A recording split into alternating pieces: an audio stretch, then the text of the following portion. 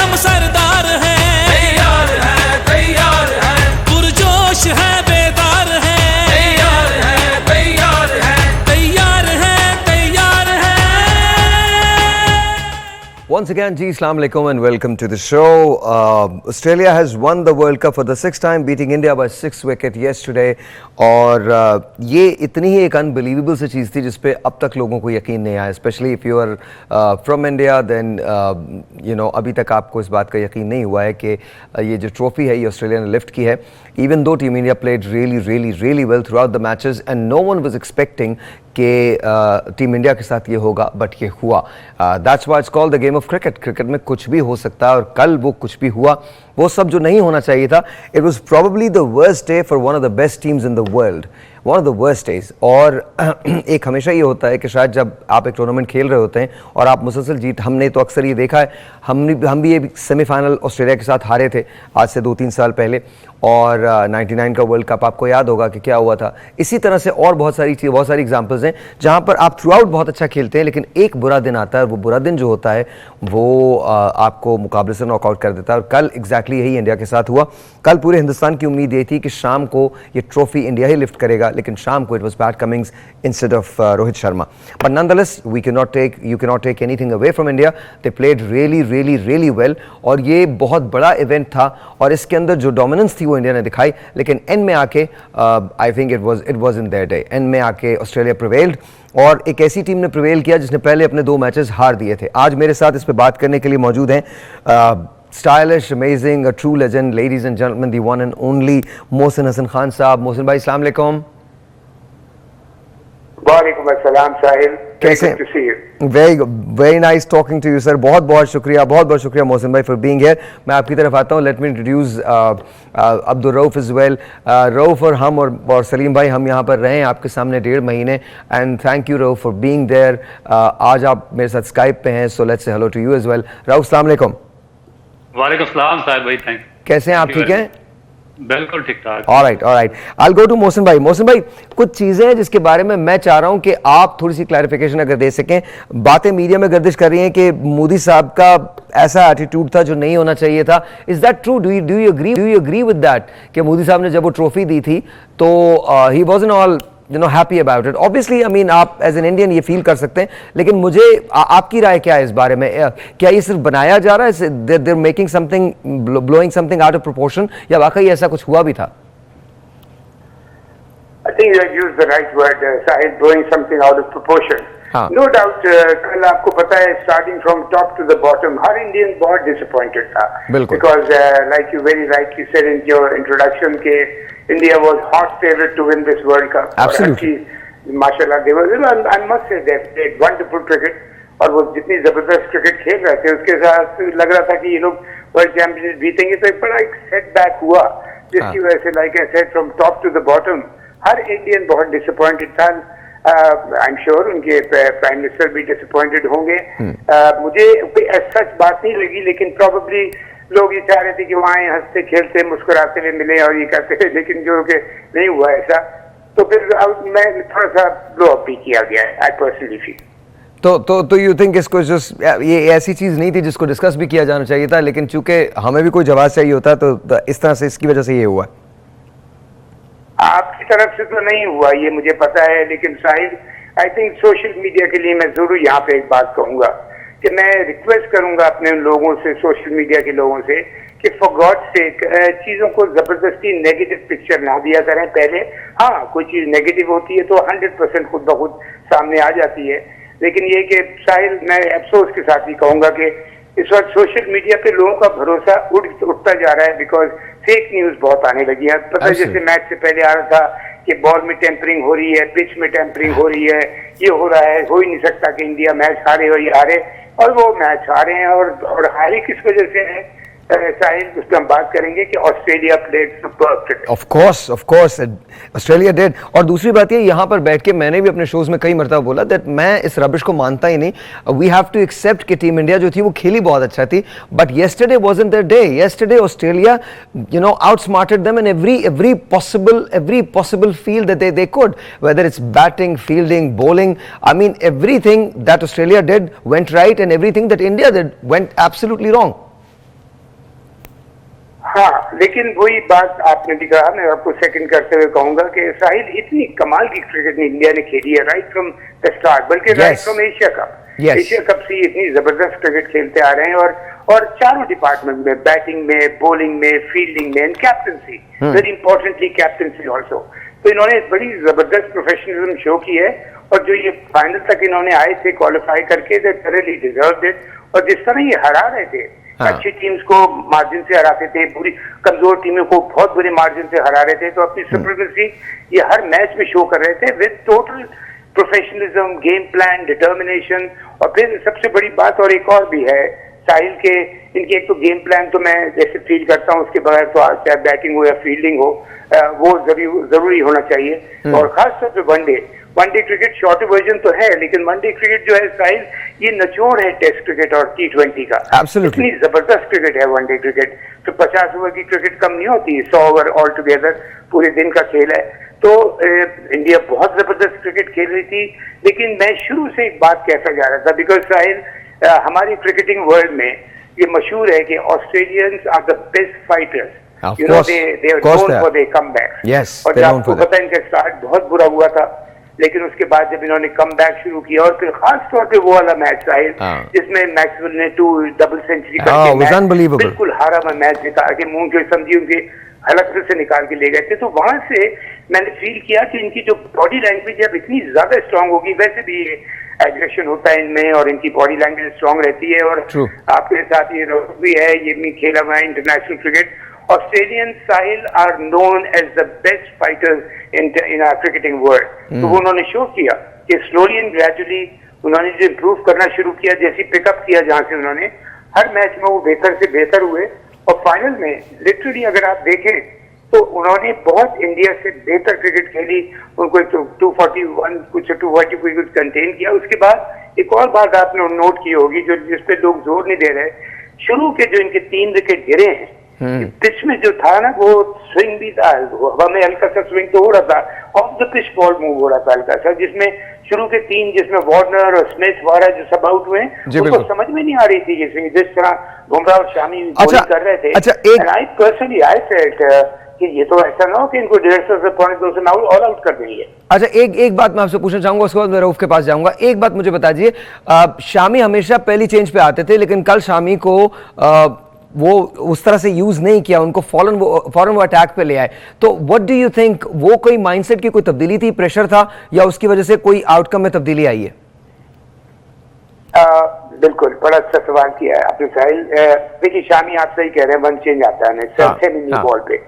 उन्होंने कल देखा कि हमारे पास इतना मार्जिन नहीं है, सिर्फ 240 रन है पे, तो हम शुरू में अच्छा ब्रेक थ्रू ले लें। शामी बोल्ड ब्यूटीफुली, और जो उन्होंने 3 आउट कर दिए थे शुरू में इनके जल्दी थोड़े रन के ऊपर, तो शामी ने और उसने बुमराह ने मिलके बड़ा इंपॉर्टेंट रोल प्ले किया।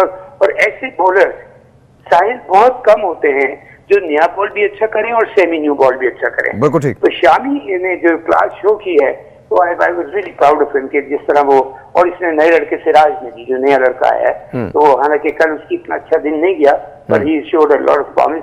तो ये गेम देखिए, प्लानिंग चेंज होती है साहिल अकॉर्डिंग टू द सिचुएशन। आप रन ऑफ अ मिल की तरह हर मैच में नहीं उतरते कि जी हमने ये करना। आप देखते हैं अब हमें किस सिचुएशन में किस प्लानिंग के साथ जाके फर्स्ट प्लान क्या होगा, सेकंड क्या होगा, थर्ड क्या होगा। I think Muzima, in all fairness, I think it's safe to say there wasn't India's day yesterday, because I think it was the best team, but probably on a possibly worst day of the tournament.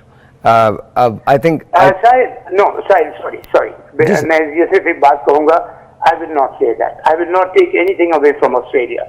Australia ने जब, आप देखिए confidence देखिए उनका साहिल, वो toss जीत के पहले bowling करते हैं।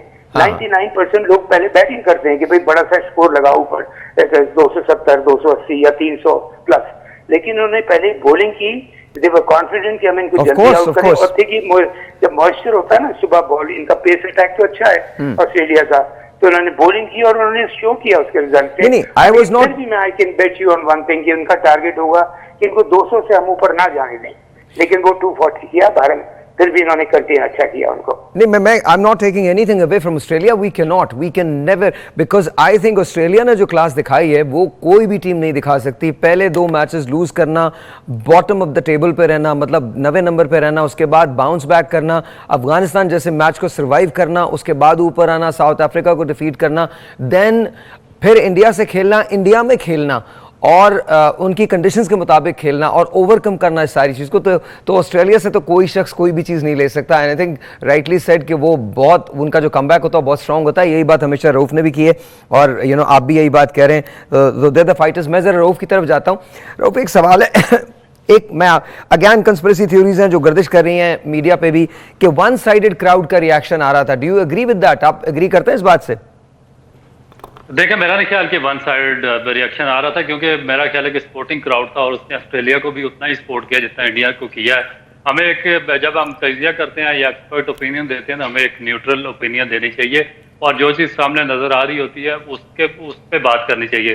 तो मेरा नहीं ख्याल, क्योंकि जिस प्लेयर ने इंडिया के खिलाफ अच्छा परफॉर्म किया तो जो क्राउड था उसने उसका साथ दिया, बैक किया, उस टीम को बैक किया और आखिर तक आपने देखा कि जब कमिंस जब ट्रॉफी लेने जा रहे थे तो उस वक्त भी फुल क्राउड जो था उनके लिए क्लैपिंग कर रहा था। तो डिसअपॉइंटमेंट डेफिनेट होती है, क्योंकि आप इंडिया में कह रहे हैं होम ग्राउंड के सामने, होम क्राउड के सामने, और उसके बाद आप एक्सपेक्टेशन बहुत ज्यादा होती है लोगों की। और एक ऐसी टीम जिसने कंसेक्टिव सारे मैचेस जीते हों और उनसे लोग एक्सपेक्ट यही कर रहे थे कि ये फाइनल भी जीतेगी, वर्ल्ड चैंपियन बनेगी, तो डिसअपॉइंटमेंट में कुछ चीजें हो जाती हैं। मगर इसका ये मतलब नहीं है कि क्राउड ने उसको इंटेंशनली सपोर्ट किया इंडिया को ज्यादा और ऑस्ट्रेलिया को सपोर्ट नहीं किया।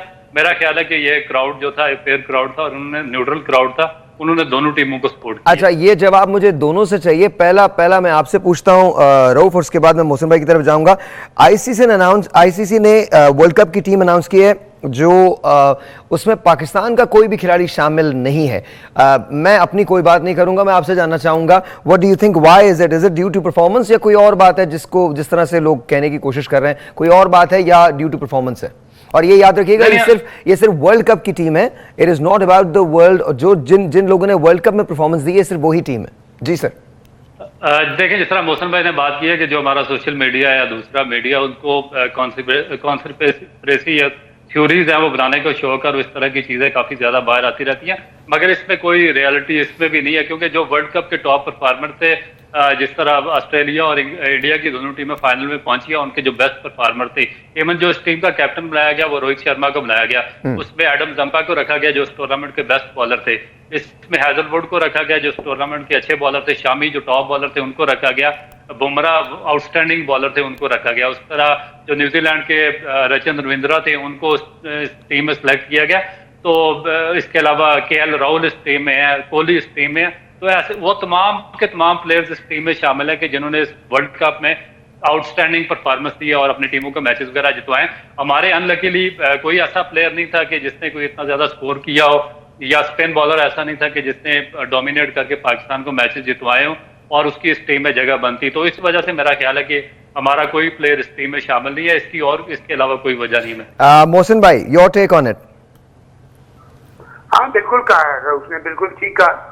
देखिए, आप देखें जितने भी प्लेयर सिलेक्ट हुए, हर प्लेयर मेरिट के ऊपर है, सिफारिशें तो चलती नहीं है जिस तरह हमारी चल जाती है। लेकिन और दूसरा ये है कि अपना इसराइल के ऑनेस्टली स्पीकिंग हमारे किसी लड़के के भी वर्ल्ड कप में परफॉर्मेंस अच्छी नहीं हुई, इसलिए कि आपको पता है टीम में एक तो यूनिटी मुझे नजर नहीं आई, पहले से कंट्रोवर्सी शुरू हो गए थे, हम खुद ही अपनी चीजों को खराब कर देते हैं, कैप्टन भी डिस्टर्ब है, टीम भी डिस्टर्ब है, इंजरीज प्रॉब्लम्स हैं, एशिया कप से इंजरी शुरू करवा दी, वहीं से हमारा पेस अटैक वहीं बैठ गया, वहां से कंट्रोवर्सी शुरू हो गई। तो मेरे हिसाब से जो वर्ल्ड 11 की टीम सिलेक्ट हुई है तो मेरिट पे है, तो उनको हर लड़का डिजर्विंग है, बिकॉज वो अफोर्ड नहीं कर सकते। और एक बात मैं यहाँ ऐड करता जाऊँ साहिब, तो मैंने बात की थी कि इंडिया की जो टीम है ना इस वक्त की, इतनी आउटस्टैंडिंग टीम है, यकीन कीजिए, उसका प्लेस अटैक, उसका स्पिन अटैक, उसकी बैटिंग लाइनअप, फिर उन्होंने अपनी फील्डिंग बहुत इंप्रूव की है, फिर कैप्टनसी उनकी बड़ी अच्छी हो रही है, और साथ में उनका कोचिंग स्टाफ का बहुत इन्वॉल्वमेंट देख रहे हैं,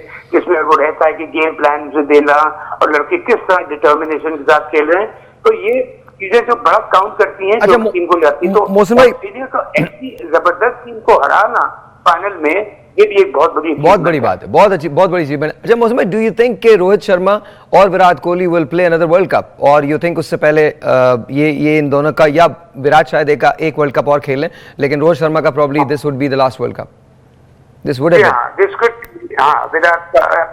तो मेरा ख्याल अभी चलेगा, कम से कम चलना चाहिए ये तो, और जिस तरह उसकी फिटनेस है और मेरा ख्याल आराम से 7-8 साल वो निकालेगा इंटरनेशनल क्रिकेट में। लेकिन Rohit might struggle, I'm not saying 100%, because ये लोग प्रोफेशनल, मैंने एक बात नोट की है साहिब कि ये लोग आ गए प्रोफेशनलिज्म की तरफ, thoroughly, हर चीज के, फिटनेस के हवाले से भी, खेल के हवाले से भी, जिसकी वजह से इनकी क्रिकेट बहुत ऊपर गई है। और एक बड़ी इंपॉर्टेंट बात जो मैं हमेशा कहूंगा, जिसको हमें बड़ा दुख पहुंचता है मुझे देख के, कि उनका सिफारिशें नहीं चलती, उधर पर्सनल लाइक्स एंड डिसलाइक्स नहीं चलते, मेरिट पे वो अपने लड़के सेलेक्ट करते हैं, इसी वजह से इंडिया की क्रिकेट जो है बहुत ऊपर गई है, लाइक अदर क्रिकेटिंग नेशन। अच्छा रऊफ, मुझे बताइए बेस्ट बॉलर वर्ल्ड कप का कौन रहा आपकी नजर में? I know you like Cummins and I know you like Hazlewood, but आप बता दीजिए, अपने खुद कहें कि कौन रहा।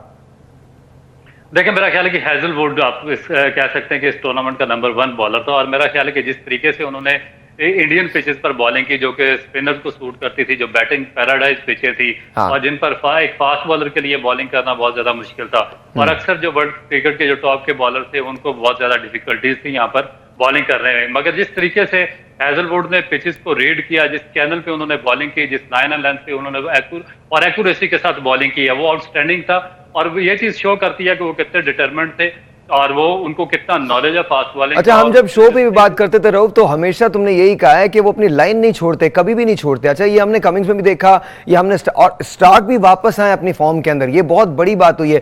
फाइनल के अंदर स्टार्क की बॉलिंग भी बहुत अच्छी रही है। जी बिल्कुल, और मेरा ख्याल है कि ये जो सेमीफाइनल और फाइनल जीते हैं, इसमें सारा क्रेडिट स्टार्क को जाता है, क्योंकि स्टार्क ये जो कमिंस थे और हेजलवुड, ये तो थ्रू आउट द टूर्नामेंट बहुत अच्छी बॉलिंग कर रहे थे, मगर स्टार्क सेमीफाइनल से पहले बहुत ज्यादा स्ट्रगल कर रहे थे, लाइन एंड लेंथ अचीव करने में काफी ज्यादा मुश्किलात हो रही थी और काफी बेवर्ड बॉलिंग कर रहे थे।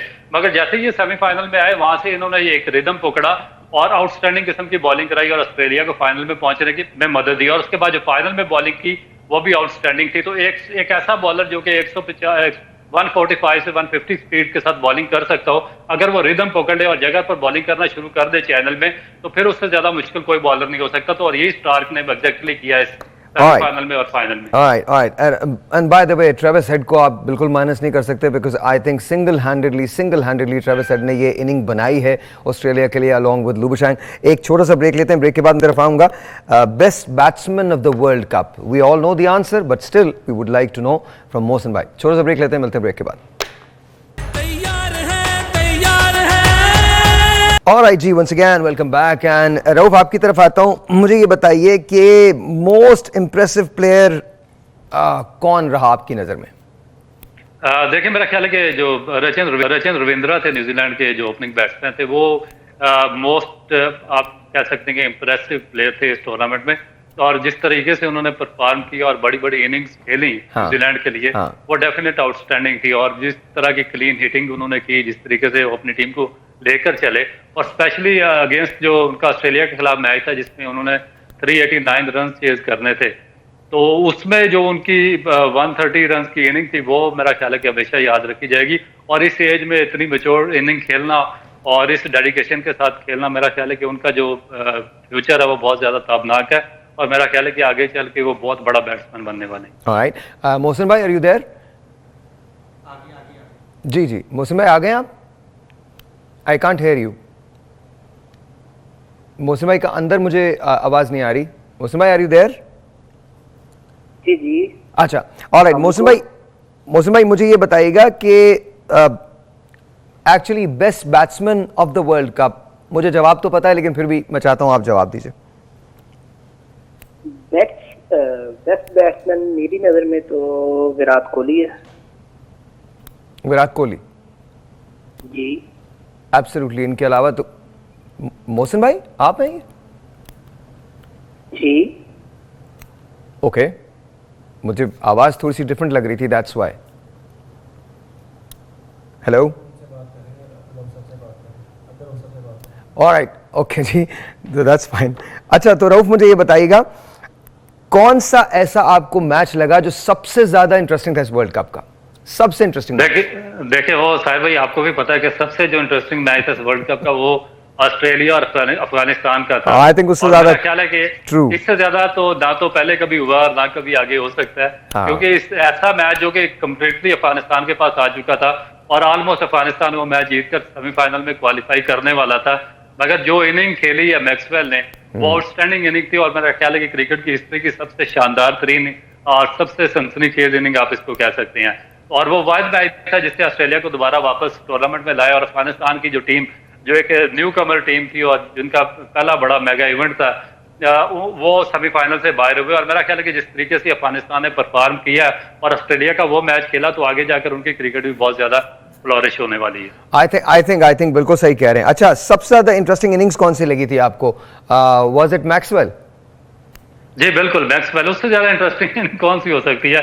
एक आदमी जख्मी हो, एक बैट्समैन बिल्कुल अनफिट हो, उसके दोनों जो टांगे उनमें क्रैम्प पड़ चुका हो, बिल्कुल अपने जो फुट मूवमेंट हिलाने के काबिल ना और उसके बावजूद वो 200 रन की इनिंग खेल जाए तो इससे ज्यादा बड़ी और सनसनीखेज इनिंग और क्या हो सकती है। और सबसे इंटरेस्टिंग बॉलिंग स्पेल कौन सा लगा? देखें वो तो शामी के अलावा किसी और को हो ही नहीं सकता कि सेमीफाइनल में जिस तरह अब सारी दुनिया शोर मचा रही थी कि 7 विकेट्स, बिल्कुल एक डेड पिच बना दिया और जो स्पिन बॉलर्स को और बैट्समैन को बहुत ज्यादा सूट करेगी। और बिल्कुल वो था भी ऐसे ही कि जो पिच थी वो बहुत ज्यादा स्पिनर को सूट कर रही थी। जिस डेडिकेशन से बॉलिंग की उन्होंने आउटस्टैंडिंग थी। Let me quickly go to Mohsin भाई। मोहसिन भाई मुझे बताइएगा आपको best batsman of the world cup कौन लगा? बड़ा मुश्किल सवाल पूछा है। काफी लड़कों ने परफॉर्म किया है। आई मीन अभी जैसे रहू भी बात कर रहे थे, अगर आप आंख बंद करके कोई बात करेंगे तो आप मैक्सवेल की इनिंग्स पे चले जाएंगे जो outstanding out of this world innings खेल रही थी। लेकिन मुझे एक लड़के ने बड़ा इंप्रेस किया, न्यूजीलैंड का जो ओपनर है रविंद्र, जो ओपनिंग बैट्समैन है न्यूजीलैंड, उसने बड़ी प्रॉमिस शो की है। अनफॉर्चुनेटली हमारी तरफ से ऐसा नहीं हुआ जो कि होना चाहिए था बैटिंग में भी बॉलिंग में। लेकिन उधर अगर आप बैटिंग में आप ये देखें, रोहित ने बड़ी रिस्पॉन्सिबिलिटी शो की है एज ए कैप बैट्समैन, इसमें विराट कोहली ने बड़ी जबरदस्त रिस्पॉन्सिबिलिटी शो की है। तो यहाँ से अगर आप देखिए, अगर आप इस बॉलिंग में देखें तो वार्नर ठीक है, उसने एक मैच में 150 करके कम बैक किया, लेकिन वार्नर स्मिथ ने बिल्कुल इम्प्रेस नहीं किया इस वर्ल्ड कप में। बल्कि कल की जो इनिंग्स के लिए अगर आप जो ट्रेविस हेड का नाम ले रहे हैं, हम भूल रहे हैं एक बात से लुबुशेन ने जो उसके साथ 50 की बिल्कुल वो इतनी इंपॉर्टेंट पार्टनरशिप थी। अगर वहां कुछ विकेट जल्दी गिरती तो हो सकता है इंडिया इनको 150 पौने 200 पे आउट भी कर सकता था। बिल्कुल। अच्छा, बेस्ट बॉलर कौन रहा इस वर्ल्ड कप का आपके ख्याल में? देखिए साहिल, अब आप कहेंगे शामी की बहुत विकेट्स हैं, Australian bowlers they bowl very well, specially semifinal और फाइनल में उनका बहुत बड़ा हिस्सा था मैं वर्ल्ड कप जिताने में। लेकिन मुझे जो एक बॉलर लगा है, पहले से उसका वो था शामी के साथ सिराज भी इनके बड़ी अच्छी फाइंड मिली है उनको। लेकिन बुमराह समथिंग स्पेशल, वो कोई चीज कहते हैं ना, ये चीज हटके है जरा। हमारे रोड पाक के साथ है, वो खुद फास्ट बॉलर है बहुत जबरदस्त। तो बुमराह की भी एक चीज थोड़ी सी हटके है, छोटे स्टाइल से गेंद करता है, लेकिन बाउंसर भी करता है, स्लोअर वन भी करता है, इन स्विंग भी करता है, आउट स्विंग भी करता है और सीम भी करता है। अच्छा, अच्छा, पर्सनली मुझे अगर आप कहें तो अच्छी परफॉर्मेंस दी है, लेकिन आज कोई हट के नजर आया है तो दैट वाज बुमराह। अच्छा, मोस्ट इंप्रेसिव जो इनिंग्स थी वो कौन सी आपको लगी? लेकिन आप वही बात आ गई मैक्सवेल के लिए, आप कहते हो उससे तो आउट ऑफ दिस वर्ल्ड एक इनिंग्स खेल दी ना, लेकिन वो चीजें होती हैं कभी कभार। लेकिन आप अगर इनिंग्स की वैल्यू देखें तो आई थिंक ट्रेविस हेड ने पहली की इनिंग बहुत इंपॉर्टेंट की थी जिसमें ऑस्ट्रेलिया को मैच जिताया था, और कल की जो इनिंग्स उसने खेली है, अब देखिए होता क्या है कि जब आप आगे ना उस स्टेज के ऊपर के आगे 2 और die, वहां पे कौन परफॉर्म कर रहा है। 3 आउट हो चुके थे ऑस्ट्रेलिया के जल्दी रन के करीब पे, उसने जाके वहां सेंचुरी की एंड मोस्ट इंपॉर्टेंटली और लुबुशेन के साथ जो पार्टनरशिप डेवलप की, शायद वो मैच को जिता के ले गया और वर्ल्ड कप जिता के ले गया ऑस्ट्रेलिया को। तो I think I would say कि अगर इम्पोर्टेंस के हवाले से आप कहें, नो डाउट मैक्सवेल की इनिंग में एक और बड़ी बात है साहिल कि 200 तो उसने किए, लेकिन उसने ऑस्ट्रेलिया का कमबैक बड़ा जबरदस्त करवाया। बहुत अगर ये जबरदस्त। अफगानिस्तान से वहां हार जाते तो आई थिंक वहां पे ऑस्ट्रेलिया लिटरली गिर जाती बिल्कुल। अच्छा। लेकिन वो मैच था, लेकिन भारत तो मैं समझता हूँ ट्रेविस हेड की इनिंग बहुत इंपॉर्टेंट। आपकी नजर में वर्ल्ड कप का सबसे इंटरेस्टिंग मैच कौन सा था? आई थिंक वही था मैं जिसको मैं कहूंगा ऑस्ट्रेलिया अफगानिस्तान। ऑस्ट्रेलिया एक अफगानिस्तान। मैच जब आप सोचते हैं कि एक बड़ी टीम एक छोटी सी टीम से बिल्कुल मैच हार चुकी है, और I tell you what, Australia बिल्कुल वो मैच साहिल हार चुकी हुई थी, और आउट ऑफ द ब्लू एक मैक्सवेल ने, और जबकि वो उसके क्रैम्प्स भी पड़े हुए थे, स्पेशली पिछली टांग पे, अगली टांग पे उसके क्रैम्प्स थे, एक पिछली टांग पे खड़े होकर सारी उसने बैटिंग की है। तो अफगानिस्तान ने थोड़ी सी एक गलती कर दी थी, उस पर हम नहीं जाएंगे अभी। बॉलिंग में थोड़ा तेज गेंद कर रहे थे, थोड़ा सा गेंद की पेस को स्लो करना था कि उसको फ्रंट फुट पे लेके आते कि उसको प्रॉब्लम होती, लेकिन अच्छा, very quickly, मोहसिन भाई, very quickly, two more interesting match which I see कि जो एकदम से कभी अफगानिस्तान एंड expect नहीं ऑस्ट्रेलिया। सबसे इंटरेस्टिंग बॉलिंग स्पेल आपको कौन सा लगा, और most impressive player of the world cup आपको कौन सा लगा?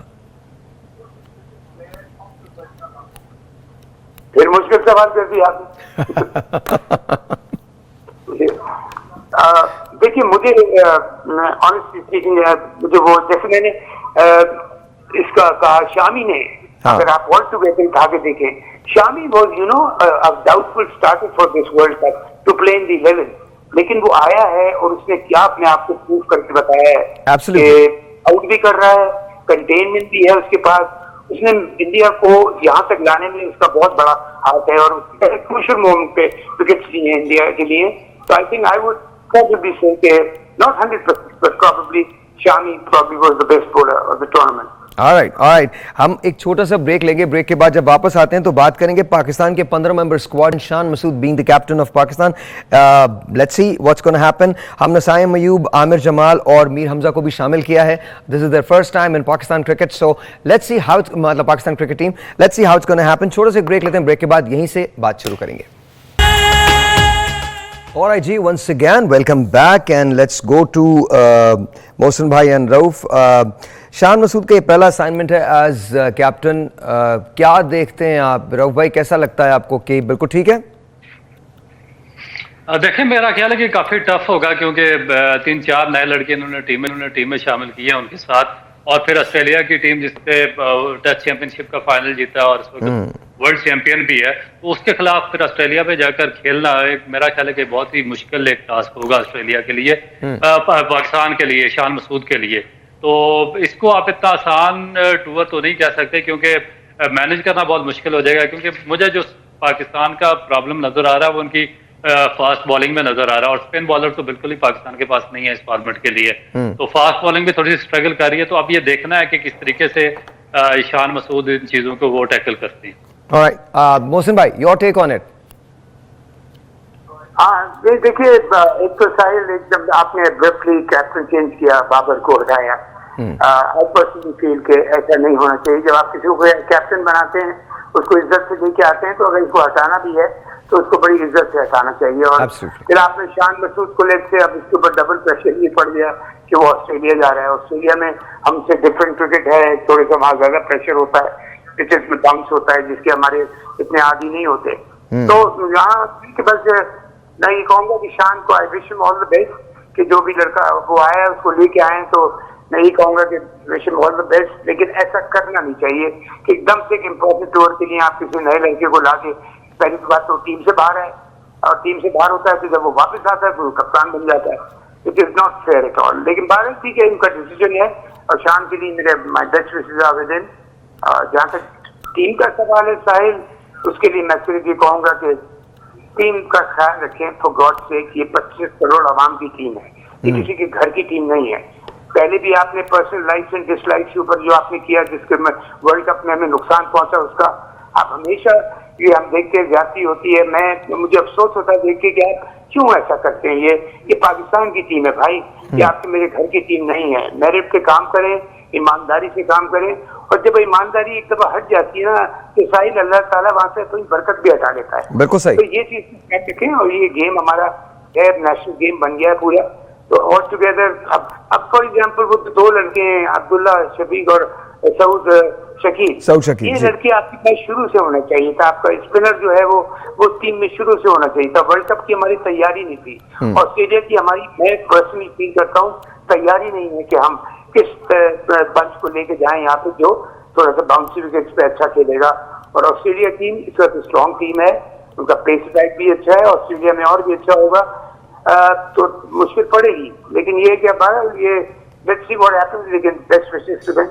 What do you think of Rauf, मुझे बताइएगा, साइम अयूब को इन्होंने इंक्लूड किया है, Aamir Jamal, उमीर Hamza, what do you think, इन तीन लोगों को मौका भी मिलेगा या सिर्फ ये दौरे के लिए जाएंगे?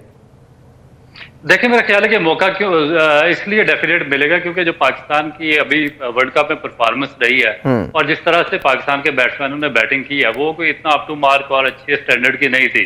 तो इस ऑस्ट्रेलिया की जो सीरीज है इसमें भी मेरा ख्याल है कि कोई, या मुझे तो इनसे इतनी ज्यादा एक्सपेक्टेशन नहीं है सोहेब बाबर आजम के, क्योंकि वो ऑस्ट्रेलिया में पहले खेल चुके हैं, नो डाउट के इमामुल हक भी खेल चुके हैं, मगर उनकी कोई परफॉर्मेंस वहां पर जो बाउंसी विकेटें हैं इतनी अच्छी नहीं है। दूसरा, अब जो सबसे ज्यादा जो मेरे लिए एक चीज होगी देखने वाली, वो अब्दुल्ला शफीक और सऊद शकील की बैटिंग होगी, क्योंकि ये दो ऐसे प्लेयर हैं जिनका नाम काफी अरसे से पाकिस्तान क्रिकेट के सर्कल में गर्दिश कर रहा है और इनको बड़े फ्यूचर के बड़े प्लेयर कहा जा रहा है और बड़ी प्रोस्पेक्ट कहा जा रहा है।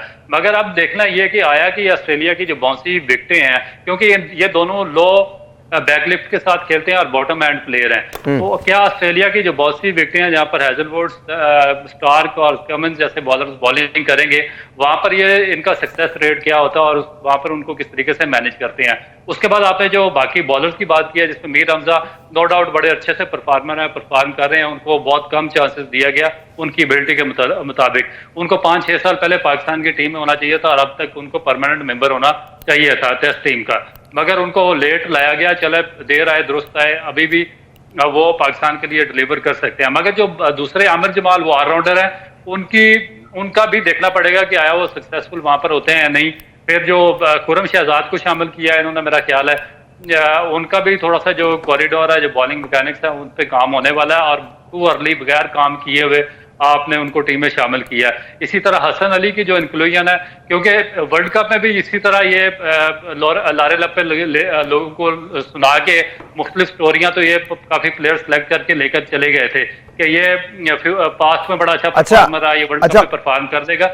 अब यही स्टोरी सुना के ये आगे ऑस्ट्रेलिया की टूर पर लेकर जा रहे हैं, तो अब देखना कि वहां पर ये वो इनकी स्टोरियां कामयाब होती हैं या नहीं होती। अच्छा, ये मुझे बताइए मोहसिन भाई, वहाब ने कहा है कि रऊफ जो हैं वो टेस्ट स्क्वाड से उन्होंने बैकआउट कर लिया है, तो ये क्या कोई इफेक्ट करेगा पाकिस्तान की क्रिकेट टीम पे? इसका कोई इफेक्ट पड़ेगा? What do you think? देखिए, एक तो इसमें लास्ट मिनट उन्होंने, मैंने भी सुना कि उसने बैकआउट कर दिया, लेकिन भारत दैट्स प्रीटी फेयर कि अगर एक प्लेयर जब कह रहा है कि अगर मैं क्या है मेंटली मैं फिट नहीं हूँ या फिजिकली मैं फिट नहीं हूँ या मेंटली मैं स्ट्रॉन्ग नहीं फील कर रहा, तो दैट्स वेरी गुड जेस्चर कि उसने कहा है कि मैं नहीं हूँ वहाँ टूर पे जाने के लिए। इम्पोर्टेंट चीज मैं ये कह रहा हूँ साहिल कि आप देखते हैं आपकी टीम किन कंडीशंस में खेलने जा रही है। इंग्लैंड स्विंगिंग कंडीशन में खेलने जा रही है, ऑस्ट्रेलिया बाउंसी पिचेस पे खेलने जा रही है, उसके हिसाब से आप अपने बैटिंग लाइनअप को सिलेक्ट करते हैं। तो यहाँ यही है कि ये दो लड़के हैं, अब्दुल्ला शफीक और सऊद, ये लड़का है फिर साइम अयूब की, उसकी बहुत तारीफ सुनी है, वो भी माशाल्लाह अच्छा करेगा, लेकिन हॉर्सेस फॉर द कोर्सेस वाली बात है ना साहिल, वो करना पड़ती है when you are selecting a team. अच्छा मोहसिन भाई, मैं एक सवाल करना चाहता हूँ, रऊफ ने 700 विकेट्स फर्स्ट क्लास के अंदर ले सकते थे, वो 696 इनकी विकेट्स हैं, 700 विकेट्स पूरी नहीं हुई, इनको फर्स्ट क्लास का मौका नहीं दिया गया। और दूसरी बात ये, पाकिस्तान में 60 मरतबा इनका कैंप के अंदर सिलेक्शन हुआ, लेकिन पाकिस्तान के लिए बहुत कम खेले। Why did that happen? Very quickly, क्योंकि टाइम बिल्कुल नहीं होगा, सिर्फ आपका जवाब लेके मैं खुदा हाफिज कहूंगा। Again, Sahil, very sad to say, personal life in this life, nepotism, इस चीज ने हमारी क्रिकेट को बहुत नुकसान पहुंचाया है, हमारी कुछ फास्ट बॉलर्स को भी, स्पिनर्स को भी और बैट्समैनों को भी। इससे इफेक्ट किससे पड़ा है? पाकिस्तान क्रिकेट पे पड़ा है। Which is very sad thing to say. Well, Mohsin भाई, thank you so very much for being here. बहुत शुक्रिया, love you for that, thank you, बहुत शुक्रिया। Rauf, thank you so very much, बहुत शुक्रिया, thank you for being here, बहुत शुक्रिया। और आप सबका बहुत शुक्रिया जिन्होंने हमारी इस ट्रांसमिशन को देखा। आज इसका था और हमारी तरफ से, हमारी पूरी टीम की तरफ से आप सबको बहुत बहुत बहुत तहे दिल से हम शुक्रगुजार हैं आपके कि आप हमें देखते रहे और आपके सवालात भी हम लेते रहे। आई डोंट नो कि अब हम किस ट्रांसमिशन के अंदर, वैसे तो रोज़ सुबह मैं आपसे सुबह 9 बजे मिलता ही हूँ मॉर्निंग शो में, वो तो मैं आपसे मिलूंगा ही, लेकिन एक ऐसी ट्रांसमिशन भी होनी चाहिए जिसके अंदर हम आवाम को मौका दें, आवाम यहाँ पर आएँ, because cricket is our passion, cricket is our love. अब हमारे पास दौरा ऑस्ट्रेलिया है और हमें अपनी ही टीम को बैक करना है और इंशाल्लाह हम बैक करेंगे। लेट्स सी कि वो परफॉर्मेंस क्या देती है। आपसे मिलेंगे किसी अगली ट्रांसमिशन में, लेकिन कल मुझे देखना मत भूलिएगा हमारे मॉर्निंग शो में सुबह 9 बजे। तब तक के लिए खुदा हाफिज़।